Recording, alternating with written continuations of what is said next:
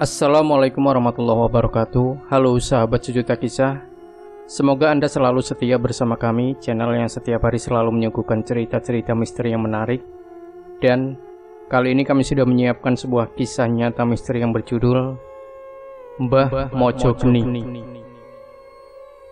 Aku hanya anak seorang petani desa yang mendapat banyak penindasan dari penjajah negeri yang selalu merampas hasil bumi, perampokan merajalela karena demi kelangsungan hidup, hingga terbersit keinginan diri untuk belajar ilmu bela diri.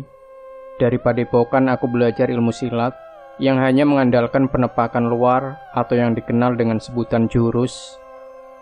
Bertahun-tahun belajarku membuahkan hasil kepiawaian gerakan, kelenturan tubuh, juga kerasnya fisik. Belajar dari kecil hingga kini usiaku sudah matang untuk menapaki kerasnya dunia. Sampai di suatu malam, sepulang aku dari menonton pertunjukan wayang di kampung lain, aku melihat orang tua yang sedang dihadang oleh dua orang perampok. Entah apa yang mau dirampok dari orang tua yang kelihatannya tidak membawa harta bendanya. Sampai aku berniat untuk membantu kakek tua itu. Namun tiba-tiba, golok si perampok menebas tepat di dada kakek tua. "Mati!" teriakku. Namun kakek itu malah tersenyum sambil berkata, "Golokmu kurang tajam." Lalu satu lagi orang itu mengayunkan goloknya ke kepala kakek tua. Namun sekitaran jarak sejengkal atau kurang lebihnya 30 cm, golok tajam itu terhenti dengan sendirinya tanpa menyentuh ikat kepala yang dikenakan kakek tua itu. Sudah kalian bermain-main." Belum sampai berhenti otak ini berpikir akan ilmu si kakek, tiba-tiba dengan secepat kilat kakek itu menghancurkan batu besar di sebelah kirinya. Hanya dengan sekali pukul, golok perampok berdua berjatuhan ke tanah, disusul gemetarnya mereka bersimpuh tanpa gerak lagi. Aku yang masih terdiam dengan posisi berdiri menyaksikan kesaktian itu, hingga tanpa aku sadari, beliau sudah jalan menjauh. "Kiai, tunggu Kiai!" Aku memanggil orang tua itu. Dengan berlari aku susul tubuh tua yang berjalan itu hingga beliau menghentikan langkahnya. "Ngapunten Kiai, tenggo sekedap." "Maaf Kiai, tunggu sebentar," kataku. "Itu tadi lembu sekilan." Orang tua itu menjawab pertanyaan hatiku tanpa aku ucapkan dengan mulut ini. "Berjalanlah ke timur dengan restuku jika kamu berkenan dengan hati." "Siap melaksanakan tugas Kiai, menerima dengan restu Kiai," jawabku yang kini melihat laki-laki tua itu berlalu pergi. "Siapa beliau, Kang?" tanya dua perampok tadi yang kini ada di sampingku. "Aku juga tidak tahu. Beliau cuma beri titah untukku berjalan ke timur, maka beliau akan menjumpaiku," jawabku menjelaskan ke mereka yang masih dalam keadaan gemetar. "Saya ikut, Kang." "Saya juga ikut, Kang," ungkap mereka berdua. "Ya, besok kita bertiga ke timur." Aku pulang dulu untuk mengambil beberapa baju, juga berpamitan bopo juga biungku. Pagi itu setelah berpamitan dan membawa beberapa pakaian, kulangkahkan kaki mengikuti amanah sang kakek tua. Perjalanan menuju timur yang tidak pernah tahu di mana arah dan tujuannya. Di sisi desa telah kulihat dua orang menungguku. Ya, dua perampok semalam yang ingin ikut serta menemukan ilmu yang dimiliki sang kiai. "Sebelum kita lakukan perjalanan, siapa nama kalian berdua?" tanyaku pada mereka. "Aku Jatiwaringin, Kang, dan dia adikku, Jatirandu," jawabnya. "Oh, jadi Kisanak ini yang dijuluki Begal Tunggal Jati itu?" "Iya, Kang, benar itu." "Kalau kepala kalian saya bawa ke Kadipaten, dapat upah saya, Kang," jawabku sambil tertawa. "Kami taubat, Kang." "Kenapa? Dengan kejadian semalam itu?" Makin tertawa aku dibuatnya. "Iya, Kang, golok yang kami miliki ini bukan golok sembarangan, tapi tidak mempan di tubuh kiai itu." Penjelasan dari Jatirandu padaku. "Memang golok yang Kisanak miliki itu apa?" "Sepasang golok iblis Mandala Siluman, Kang.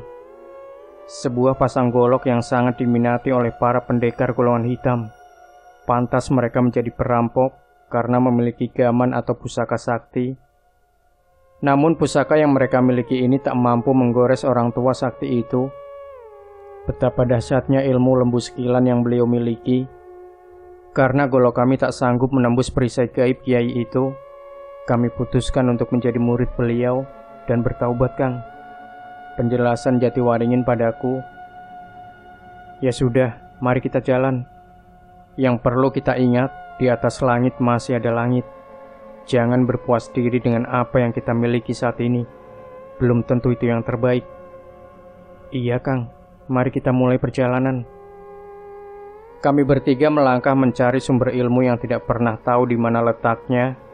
Sangat jauh berbeda orang mencari ilmu zaman dulu dengan kita zaman sekarang yang hanya tinggal menerima, udah enak masih pakai malas. Perjalanan yang terus mereka cari menyusuri hutan yang sangat lebat. Terlihat singgup menampakkan keangkeran di area itu. Sampai senja hari mereka berjalan hingga haus pun dirasakan. Di bawah pohon yang sangat besar, keluarlah mata air dari sela-sela akar kokohnya, hingga aku memutuskan untuk beristirahat, juga meminum air itu, sampai terdengar suara, "Manusia tidak punya sopan santun." Terdengar suara wanita dari pohon itu, "Siapa kamu? Perlihatkan wujudmu." Aku yang penasaran dengan suara tanpa wujud itu, menjawab dengan sedikit menantang. Seketika melesat seekor rusa dari balik pohon itu. Hanya dengan 4 kali melompat, rusa itu sudah tepat berdiri di sisi kananku. "Awas, Kang!" teriak Jatiwaringin dan menarik tangan kiriku untuk menjauh beberapa langkah. "Siluman terkutuk, siapa kamu sebenarnya?" teriak Jatirandu. Dan asap putih melintas tiba-tiba. Hanya sekelipan mata rusa itu kini berubah wujud menjadi sosok wanita yang anggun dan cantik. "Sepasang golok mandala siluman. Kalian kira dengan berbekal itu seenaknya bisa mengotori tempatku?" teriak sosok wanita itu. "Kami hanya kebetulan lewat dan menumpang istirahat sambil meminum air di sumber itu," terangku pada makhluk itu. "Siapa yang mengizinkanmu, ha? Maafkan kelancangan kami. Siapa Anda ini sebenarnya, Nyai?" Aku mencoba meminta maaf dengan nada yang sopan, namun tiba-tiba keluar suara tantangan dari salah satu teman baruku itu. "Banyak bicara, maju kamu iblis betina!" teriak Jatirandu. Dan ia berlari sambil mengayunkan goloknya untuk menebas makhluk itu. Namun tebasan itu sia-sia. Karena ketika golok iblis itu ditebaskan, sosok itu berubah menjadi kabut putih, dan seketika berubah menjadi wujud wanita itu lagi. Manusia goblok. Kekehan dan umpatan amarah itu mengancam Jatirandu yang masih berdiri dengan kuda-kudanya. "Cukup!" teriakku mencoba menghentikan pertarungan yang jelas akan membuat Jatirandu kalah jika diteruskan. Hingga wanita itu melayang di udara sambil tertawa dan berkata, "Masih banyak manusia bodoh seperti kalian di jagat ini. Bermulut besar, tidak memiliki kemampuan sedikit pun." "Siapa Nyai sebenarnya?" jawab Jatirandu yang merasa kalah olehnya tanpa perlawanan sedikit pun. "Aku Dewi Kidang Kuning, ratu di alas ini. Dan kalian manusia sombong, berani sekali menginjakan kaki busuk. Berani sekali menginjakan kaki busuk kalian di alas kekuasaanku." Penjelasan dari siluman rusa itu. Kami hanya berjalan saja bertujuan ke arah timur, dan memohon maaf atas segala kelancangan kami bertiga, Nyai Dewi. Ucapku menjelaskan juga meminta maaf. "Pergilah kalian dari sini. Keluarlah sebelum fajar, atau nyawa kalian akan dilumat oleh makhluk penghuni sini." Sosok itu menghilang dari hadapan kami dengan ancaman yang sangat mengerikan. Perjalanan kami lanjutkan dengan berlari agar segera keluar dari belik misterius ini. Sampai langkah kami terhenti oleh sungai yang membentang luas dengan arusnya yang sangat deras. "Kang, kita sudah sampai Kali Seloprojo," penjelasan Jatiwaringin. "Kita harus seberangi sungai ini dan terus susuri hutan sampai Tanah Tidar," jawabku sambil mengajak kedua tunggal jati. "Ayo, Kang. Sebelum terbit matahari, Kita harus di seberang sungai, ajak Jatirandu. Sedikit penjelasan, Kali Seloprojo adalah sungai yang mengalir membelah antara Gunung Merapi dan Merbabu, yang kini dikenal penduduk setempat menjadi Sungai Progo. Dan yang disebut Tanah Tidar adalah Gunung Tidar yang menjadi pusaranya Tirta Jagat Tanah Jawa. Kembali penyeberangan mereka bertiga, di mana aku dan Tunggal Jati harus menghanyutkan diri untuk menggapai seberang Sungai Seloprojo yang menghubungkan Laut Selatan dengan Merapi ini. Sudah sangat jelas, jin penunggu Seloprojo sangat tidak terhitung jumlah dan jenisnya. Akhirnya dengan perjuangan dan pertempuran, aku dapat menyeberangi kali luas ini. Namun sampai di tepian sungai, tidak aku lihat kedua orang Tunggal Jati tersebut, yang akhirnya aku tunggu di tepian hutan sambil membuat perapian sebagai tanda buat mereka. Ketika fajar menyingsing, Kang Mojo. Suara panggilan dari kejauhan. Siapa itu? Aku Jatiwaringin, Kang. Jatiwaringin yang kulihat berjalan mendekat seorang diri. Di mana adikmu, Jatirandu? Tanyaku. Tidak tahu, Kang. Aku sendirian sampai tepian sungai.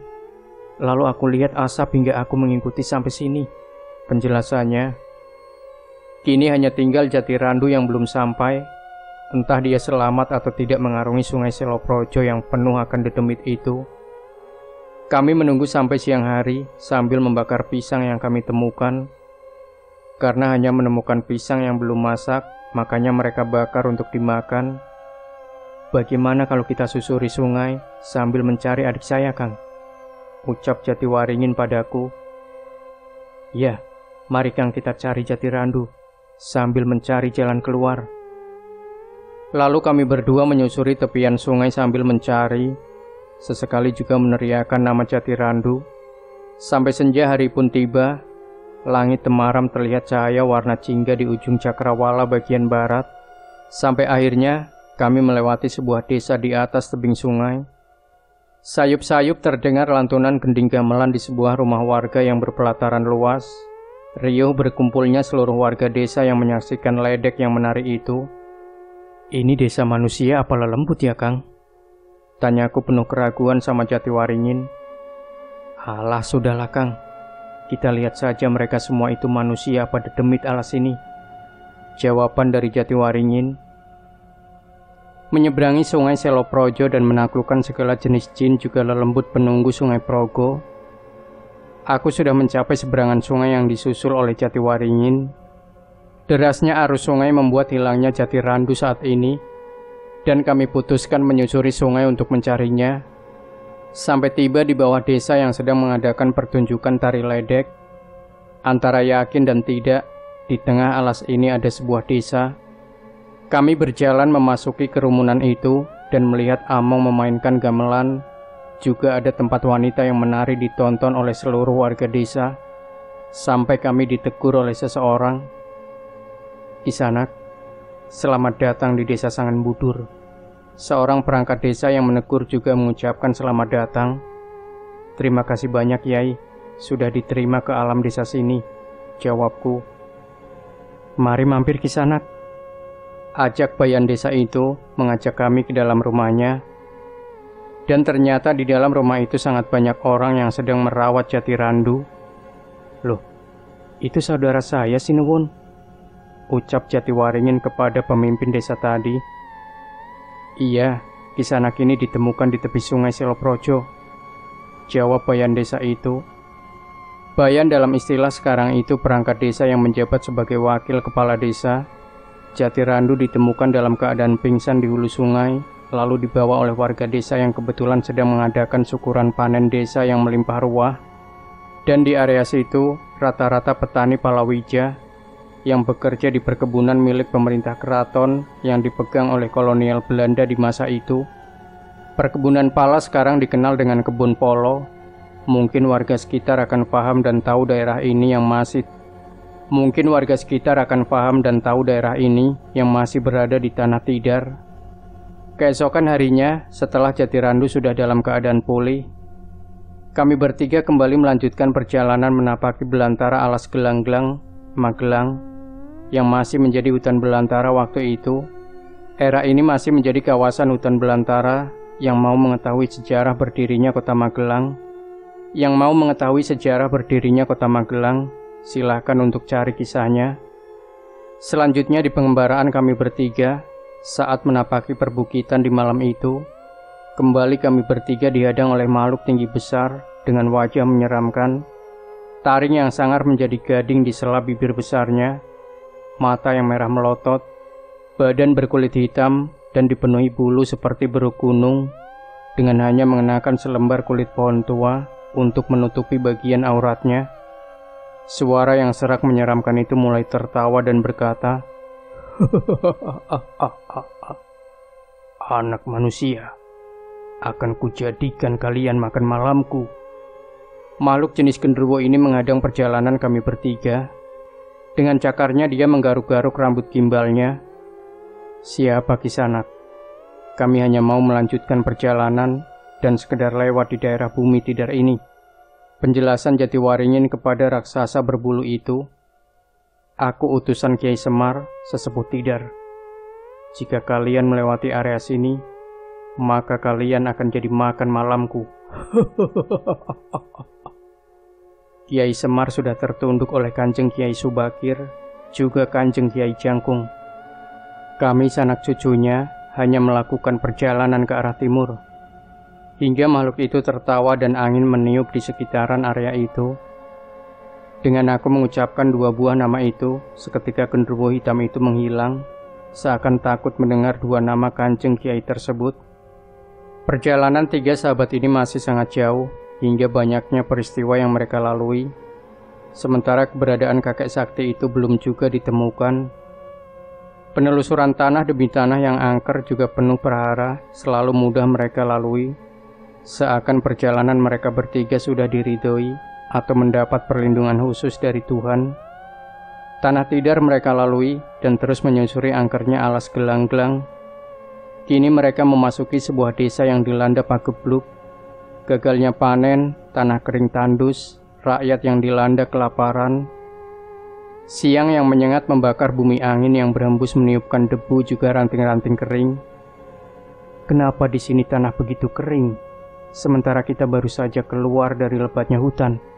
Seruanku kepada Tunggal Jati. "Apakah tanah ini terkena kutukan, Kang?" tanya Jatiwaringin.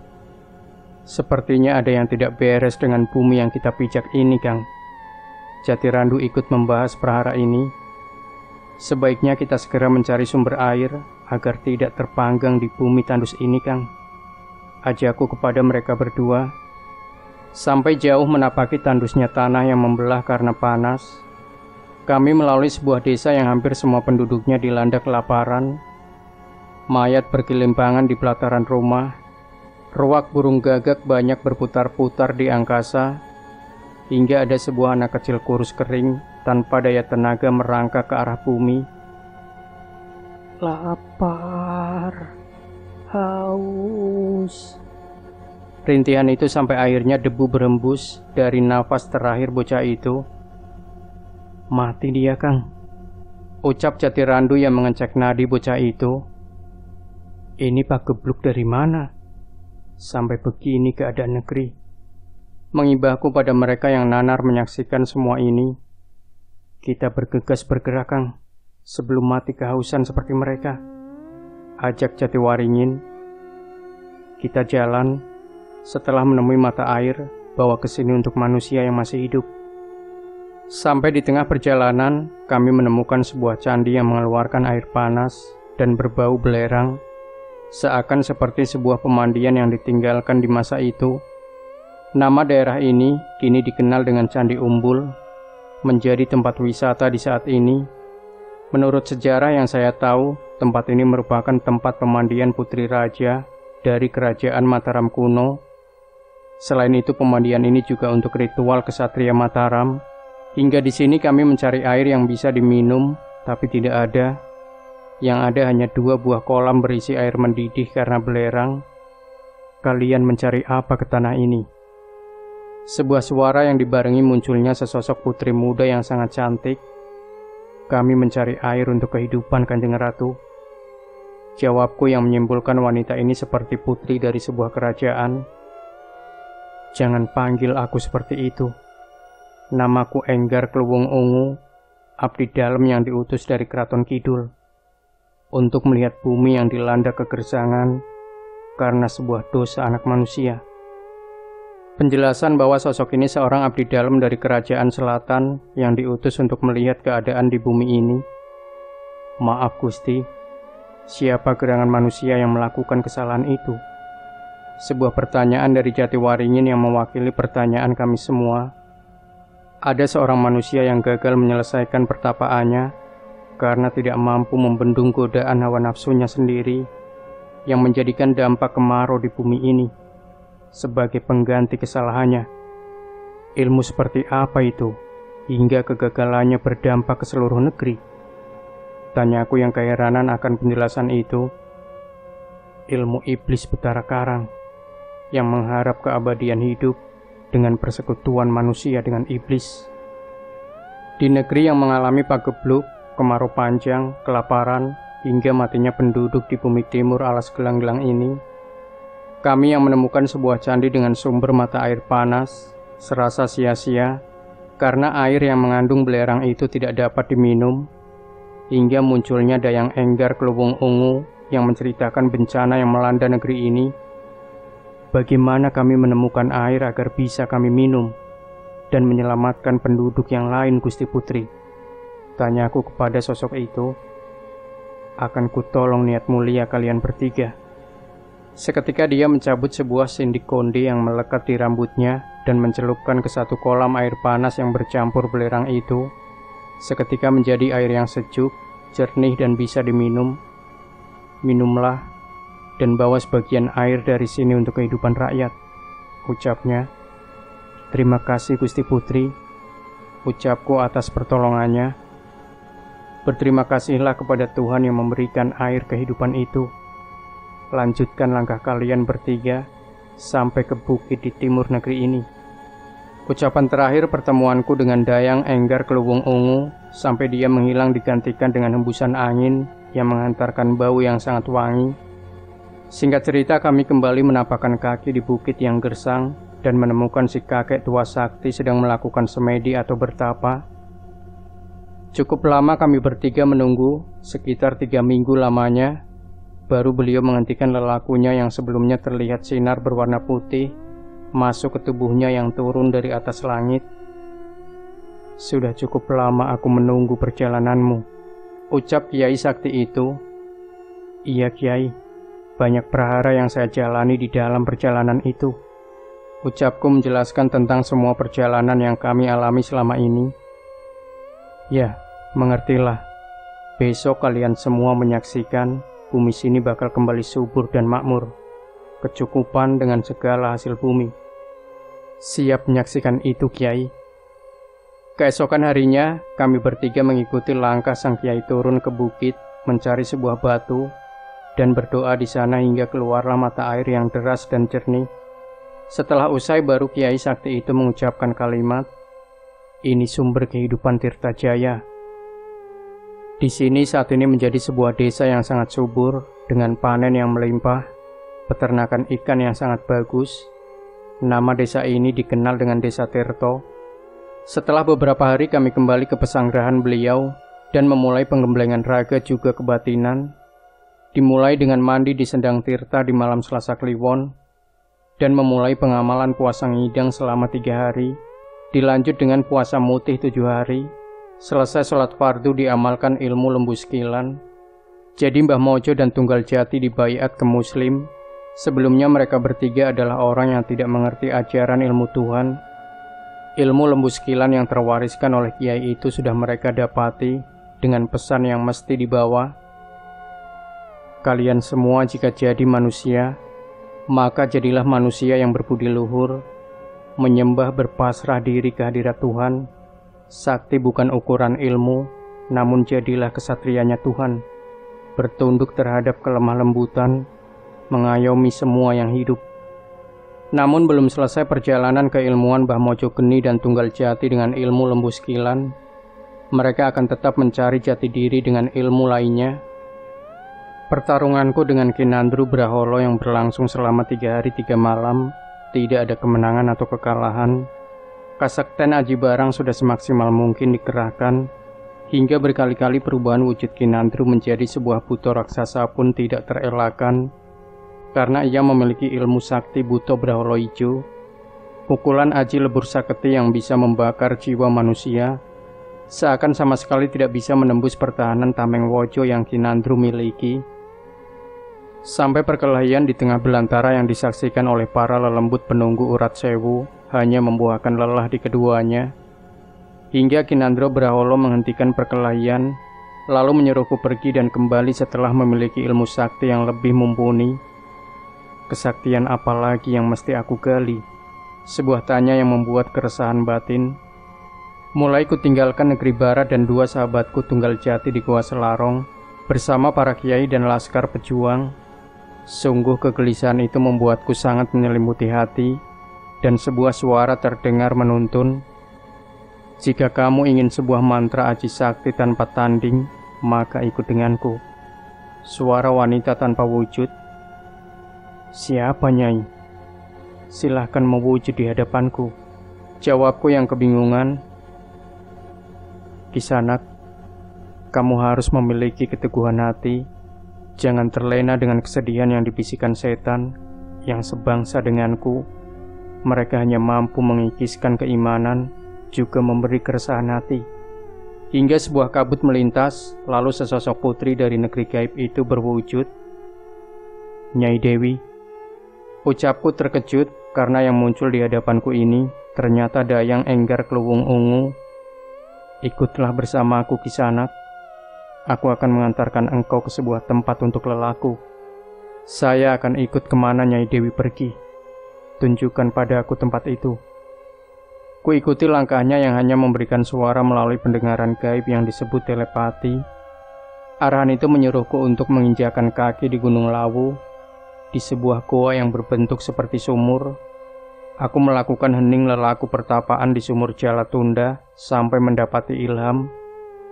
"Bangunlah Kisanak, lanjutkan lelakumu ke Curug Madakaripura." Subuh, bisikan terdengar, dan dengan sekelip mata, kini tempat lelakunya sudah berpindah ke negeri sapi. Curug ini dikenal sebagai pertapaan Sang Mahapatih di tempo dulu, sebuah tempat lelaku di mana Gajah Mada mendapatkan ilmu sakti Aji Mundri. Pertapaan dilakukan selama kurang lebih 2 tahun, hingga ilham kesaktian itu didapati olehku dengan mengalahkan semua siluman macan putih yang menjadi penunggu Curug Madaripura. Nyai Dodo Putih adalah siluman macan putih yang memberikan mustika Mundri, hingga aku dapat menggunakan ilmu ini sebagai panutup pasocan atau menghilang dari pandangan. Pertapaan yang dilakukan dalam 2 tempat di Sumur Jolotundo Gunung Lawu dan dilanjut di Curug Madaripura. Disinilah Mbah Mojo mendapatkan suatu aji sakti dengan mengalahkan terlebih dahulu Danyang Nyai Dodo Putih yang merupakan siluman macan putih penunggu Madaripura. Langit yang menghitam di sore ini menghalangi bias mentari membakar langit. Tetesan gerimis dan kilatan halilintar menjadi teman perjalananku meninggalkan tempat pertapaannya yang ditempuh 2 tahun lamanya. Aku akan segera menyelesaikan kepedihan rakyat. Harus aku selesaikan perhitunganku dengan Belanda, juga Nandro Braholo. Batin yang terus berkecamuk amarah tatkala terjajahnya bumi pertiwi. Aku menuju barat untuk segera menyelesaikan tugas yang dituntun oleh batin.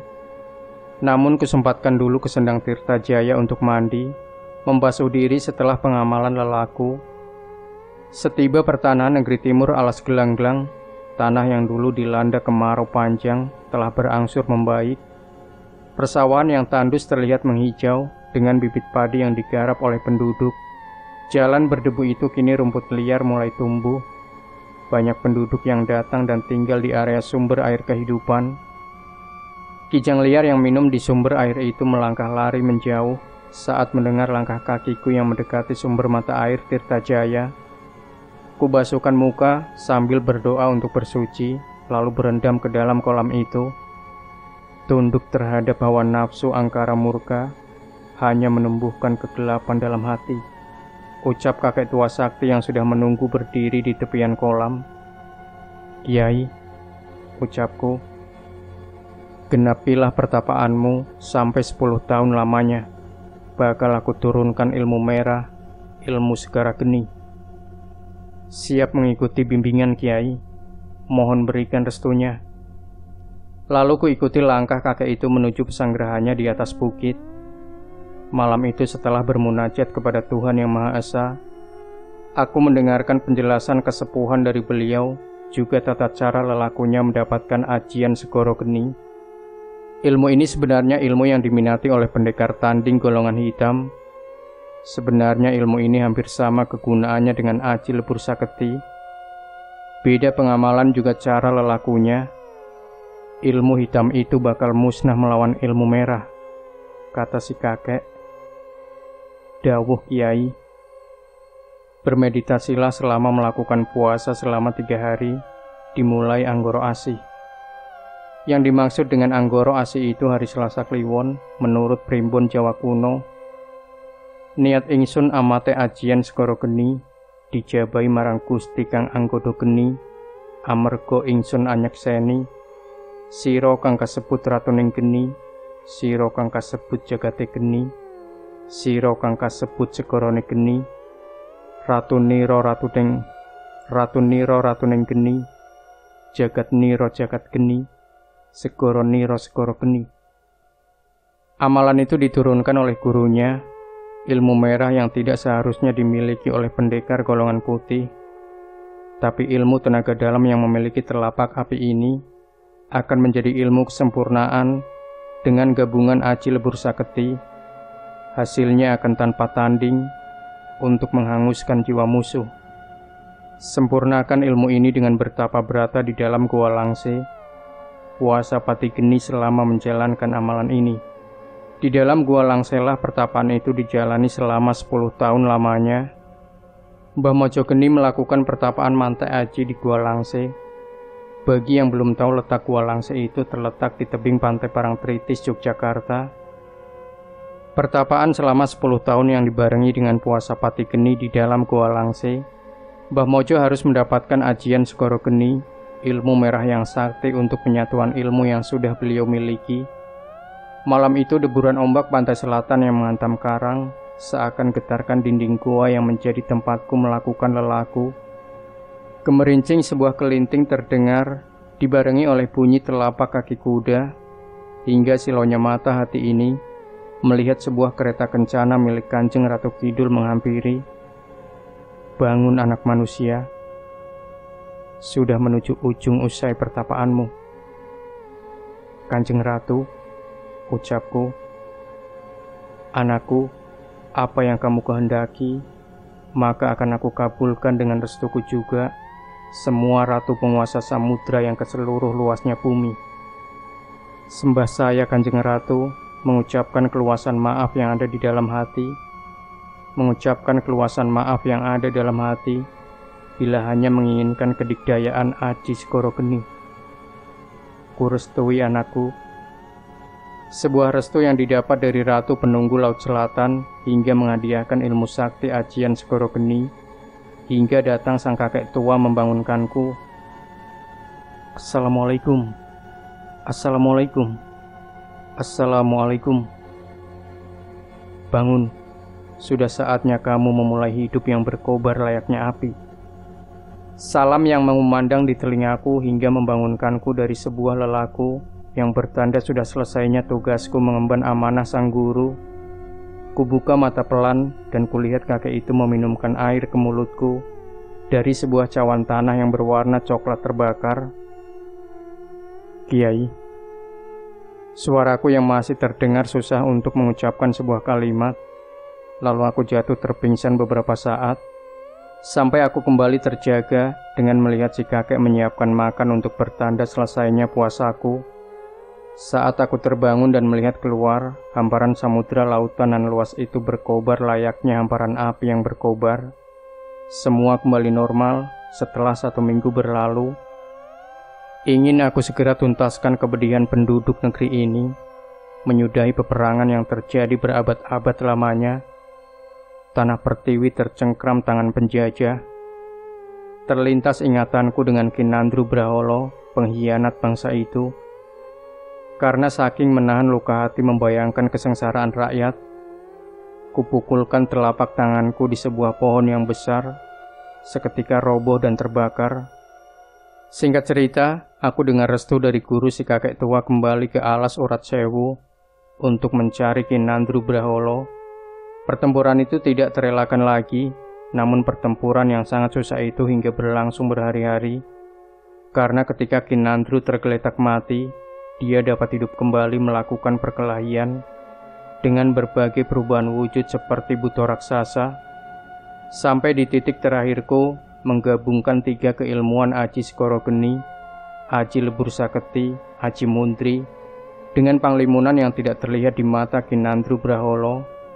Kukerahkan 2 tenaga dalam satu pukulan yang membuat raga itu hangus terbakar. Lalu dicabutlah kepala Ki Nandru Braholo dari badannya yang menghitam hangus itu. Meski badan hangus itu kembali bergerak, namun tidak bisa berbuat apa-apa lagi, sampai dileburkan kepala itu di kawah Merapi dan tubuhnya dilarung ke Samudra Selatan.